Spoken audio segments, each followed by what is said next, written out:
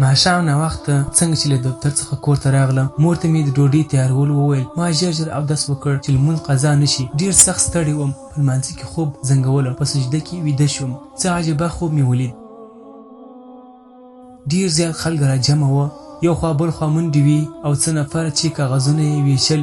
هر یو نفر ته به یې کاغذ ورکاوه. ما ته هم یو کاغذ راکړ چې زما نوم پرې لیکل شوی و. راته یې وویل دا ستا عملنامه ده. حالت یې جمع کړه کوم ځای کې چې نور خلک جمع کوي. وروسته به یې نومونه اخیستل کیږي او فیصله به کیږي. ما هم کاغذ جمع کړ او قطار کې د نوم په انتظار ولاړم. نومونه اخیستل شروع شول. پلانکی بیني پلانکی جنت ته، پلانکی بیني پلانکی جنت ته. زما نوم یې واخیست. ډېر سخت ووېرېدلم چې خدایه اوس به څه فیصله کیږي. له نوم سره سم فیصله وشوه چې دوزخ. په دې وخت کې دوه لوړ قد والا نفر زما خواته راغله. زه یې د دوزخ په لور کش کړم. ما چیغې کړلې دا څه کوئ؟ دا به زما نوم نه وي، دا بل نفر وي. زه څنګه دوزخ ته لاړ شم؟ زما نوم باید د جنتیانو صف کې راشي، ځکه چې ما خو نه دروغ ویلي، نه مې دوکه کړې، نه مې شراب څښلي او نه مې زنا کړې ده. خو د لوړ قد والا نفر په غوسه کې راته وویل دلته د غلطو فیصلو کولو امکان نشته او دوزخ په لور یې کش کړم. خو ما اواز چا نه اورېده. ډېر سخته ګرمي وه. دوزخ اور ډېر په جوش کې زما خواته غوټې راوهلې. د اوښ په شان دي غټ غټ ماران او لړمان هم وینم. زه یې دوزخ ته وردیکه کړم. دستي زما لاس یو سپین ږیري بزرګ ونیو او دوه لوړ قدو نفر ته یې وویل چې دا پرېږدې. زه یې دوزخ ته